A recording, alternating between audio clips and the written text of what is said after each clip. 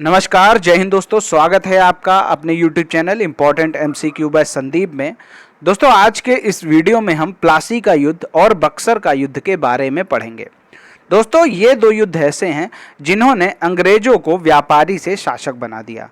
दोस्तों, अंग्रेज भारतवर्ष में व्यापार के उद्देश्य से आए थे, लेकिन इनकी महत्वाकांक्षा और इनके लालच ने शासन करने पर मजबूर कर दिया।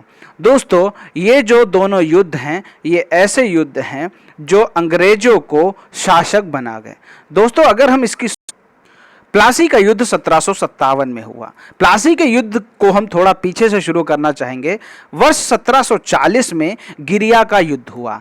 किनके बीच में हुआ? बिहार के सूबेदार अलीवर्दी खां और बंगाल के नवाब सरफराज के बीच में। तो बिहार के सूबेदार अलीवर्दी खां ने सरफराज को मारकर बंगाल का नवाब बन गया। अलीवर्दी खां के शासनकाल में बंगाल इतना समृद्धशाली बना कि वह भारत का स्वर्ग कहलाने लगा।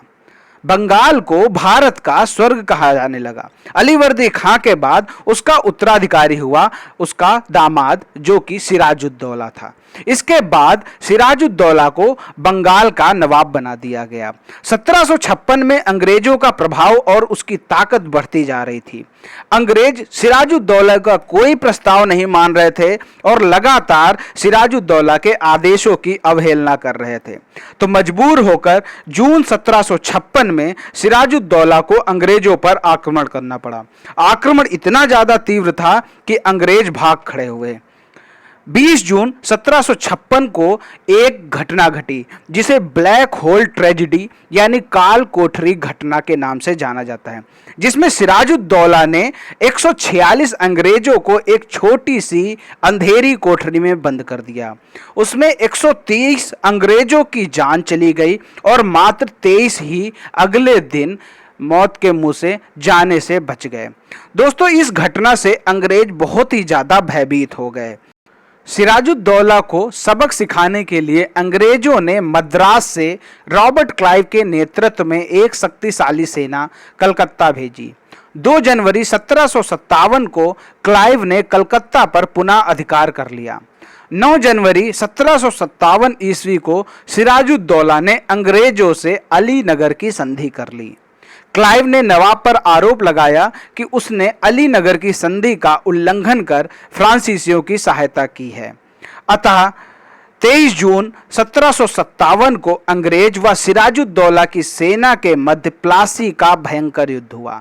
युद्ध में सिराजुद्दौला भाग गया। उसे पकड़कर मुर्शिदाबाद भेज दिया गया। वहां पर मीर जाफर के पुत्र मरिन ने मोहम्मद बेग के द्वारा उसका वध करवा दिया। क्लाइव ने मीर जाफर को बंगाल, बिहार और उड़ीसा का नवाब घोषित कर दिया। इस युद्ध में सफलता प्राप्त करने के बाद पश्चात अंग्रेजों की भारत की राजनीति पर पकड़ मजबूत होने लगी। उन्होंने नवाबों को अपने हाथ की कठपुतली बना दिया। वे जिसे चाहते थे नवाब बना देते थे और जिसे चाहते थे उसे नवाबी से हटा देते थे। अब बात करें प्लासी के युद्ध के परिणाम क्या हुए। प्लासी युद्ध में विजय से अंग्रेजों का बंगाल पर पूर्ण रूप से अधिकार हो गया। बंगाल का नवनियुक्त नवाब मीर जाफर अंग्रेजों की हाथ की कठपुतली मात्र था। इस युद्ध से कंपनी को बंगाल में कर मुक्त व्यापार का एकाधिकार प्राप्त हो गया। कंपनी को कलकत्ता में टकसाल खोलने की अनुमति मिल गई। साथ ही कलकत्ता के निकट 24 परगना जिले की जमींदारी प्राप्त हो गई। प्लासी युद्ध की विजय ने अंग्रेजों के लिए भारत के शेष भागों में साम्राज्य विस्तार का मार्ग प्रशस्त कर दिया। इस युद्ध से कंपनी की प्रतिष्ठा में इतनी अत्यधिक वृद्धि हुई कि कंपनी भारत में शासकों का निर्माण व विनाश कर सकती थी। इस युद्ध के पश्चात कंपनी और कंपनी के अधिकारी बंगाल के शोषण में संलग्न हो गए। उन्होंने बंगाल का भयंकर शोषण किया। प्लासी के युद्ध में अंग्रेजों का नैतिक पतन हो गया, यानी उनका एकमात्र लक्ष्य धन को एकत्र करना हो गया। अंग्रेज व्यापारी इस प्लासी के युद्ध से 1757 में पूरी तरह से शासक बन गए। इस तरह आपने देखा कि प्लासी का युद्ध जो कि 1757 में हुआ, उसमें अंग्रेजों ने विजय प्राप्त कर बंगाल पर अपना अधिकार जमा लिया। बात के युद्ध की, जो कि 1764 में हुआ था। बंगाल पर अंग्रेजों का आधिपत्य जम चुका था। अंग्रेज जिसे चाहते थे उसे नवाब बना देते थे और जिसको चाहते थे उसको हटा देते थे। इसी तरह अंग्रेजों ने 1760 में मीर जाफर को हटाकर मीर जाफर के दामाद मीर कासिम को बंगाल का नवाब बना दिया। 1764 में मीर कासिम से असंतुष्ट होकर फिर से मीर जाफर को नवाब बना दिया।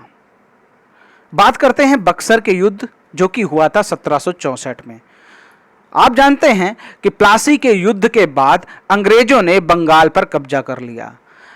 अंग्रेज जिसे चाहते थे उसे बंगाल का नवाब बना देते थे और जिसे चाहते थे बंगाल के नवाब के पद से हटा देते थे। अंग्रेजों ने 1760 में मीर जाफर को हटाकर उसके दामाद मीर कासिम को बंगाल का नवाब बना दिया। 1764 में अंग्रेजों ने मीर कासिम से असंतुष्ट होकर फिर से मीर जाफर को नवाब बना दिया। इससे मीर कासिम अंग्रेजों से नाराज हो गया और मीर कासिम ने मुगल सम्राट शाह आलम और नवाब शुजाउद्दौला के साथ मिलकर एक शक्तिशाली संघ का निर्माण किया। 1764 में 22 अक्टूबर 1764 में मीर कासिम और मुगल सम्राट शाह आलम और अवध के नवाब शुजाउद्दौला की संयुक्त सेना ने अंग्रेजों से लोहा लिया। हेक्टर मुनरो के नेतृत्व वाली अंग्रेजी सेना से बक्सर के मैदान में युद्ध हुआ, जिसमें अंग्रेजों की विजय हुई और मीर कासिम पराजित होकर भाग गया। बात करें बक्सर के युद्ध, जो कि 1764 में हुआ था, इसके परिणाम क्या हुए। बक्सर के युद्ध के परिणाम ये हुए कि मीर कासिम मैदान छोड़कर भाग गया। शुजाउद्दौला और शाह आलम ने अंग्रेजों से संधि कर ली। इसके पश्चात अंग्रेजों को बंगाल, बिहार और उड़ीसा की दीवानी प्राप्त हो गई और बक्सर का युद्ध खत्म करने के लिए इलाहाबाद की संधि हुई। इलाहाबाद की संधि 1765 में हुई थी। अगर हम बात करें इलाहाबाद की संधि के अंतर्गत क्या क्या हुआ था, तो इलाहाबाद की संधि के अंतर्गत अवध के नवाब शुजाउद्दौला ने अंग्रेजों को 50 लाख रुपया देना स्वीकार किया। इलाहाबाद के जिले मुगल सम्राट को दे दिए गए और नवाब ने चुनार अंग्रेजों को दे दिया। मुगल सम्राट शाह आलम ने बंगाल, बिहार और उड़ीसा की दीवानी अंग्रेजों को प्रदान कर दी। कंपनी को अवध के राज्य में बिना कोई कर दिए व्यापार करने की छूट मिल गई। मतलब बिना कोई टैक्स दिए अब अवध में अंग्रेज व्यापार कर सकते थे। अवध के नवाब द्वारा अंग्रेजी सेना का व्यय वहन करना स्वीकारा गया। अंग्रेजी सेना अवध में रहती थी और उसका सारा खर्चा अवध के नवाब उठाते थे।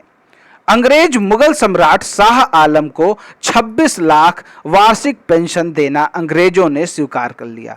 तो ये इलाहाबाद की संधि के अंतर्गत इतने पॉइंट रखे गए थे और ये सारे पॉइंट अंग्रेजों और शाह आलम और शुजाउद्दौला ने माने। तो इस तरह आपने देखा, आपने यहाँ पर प्लासी का युद्ध, बक्सर का युद्ध और इलाहाबाद की संधि के बारे में पूरी तरह से जानकारी प्राप्त की।